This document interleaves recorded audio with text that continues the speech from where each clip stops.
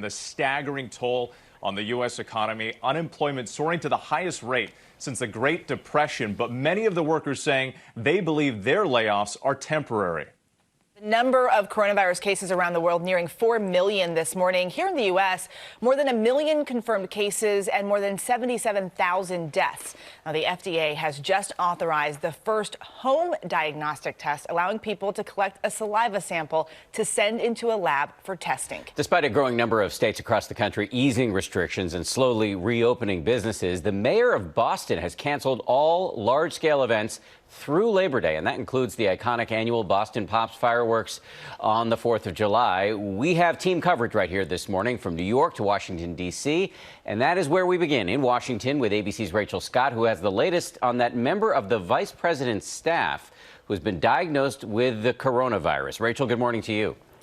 Dan, good morning. Yes, and this time it is his press secretary. This crisis is hitting even closer to home for the Trump administration. In just 1 week, 2 people who have been close to the president or vice president have now tested positive for the coronavirus.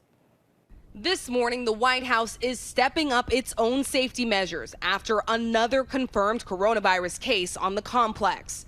This time, the vice president's press secretary, Katie Miller, testing positive for COVID-19. The president announcing it publicly. She's a wonderful young woman. Katie, she tested very good for a long period of time, and then all of a sudden today she tested positive. She hasn't come into contact with me.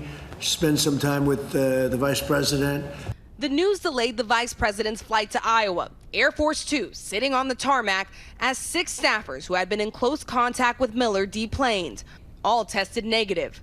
Miller is married to one of the president's top advisors, Stephen Miller. The White House would not say if he plans to self-quarantine as well. This is the second known coronavirus case at the White House this week. One of the president's personal valets tested positive too. That military service member is on the team that serves the president his lunch in the Oval Office. Are you worried that it's kind of already in the White House and might? Well, I'm not worried. No, I'm not worried. We've taken very strong precautions at the White House, but again, we're dealing with a invisible situation.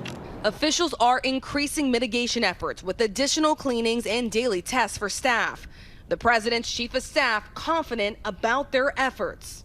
I can tell you this is probably the safest place that you can come to. None of the congressional Republicans who met with the president were seen wearing a mask. Our John Carl asked President Trump if he considered wearing one earlier that day when he honored veterans in their 90s. No, because I was very far away. Plus, the wind was blowing so hard in such a direction that if the plague ever reached them, I'd be very surprised. The president and vice president are now being tested daily for the virus. And as for Katie Miller, she tweeted overnight that she is doing well and looks forward to getting back to work soon. Whit? All right, Rachel Scott for us in Washington. Thank you. Well, hey there, GMA fans. Robin Roberts here. Thanks for checking out our YouTube channel. Lots of great stuff here. So go on, click the subscribe button right over here to get more of awesome videos and content from GMA every day, anytime. We thank you for watching, and we'll see you in the morning on GMA.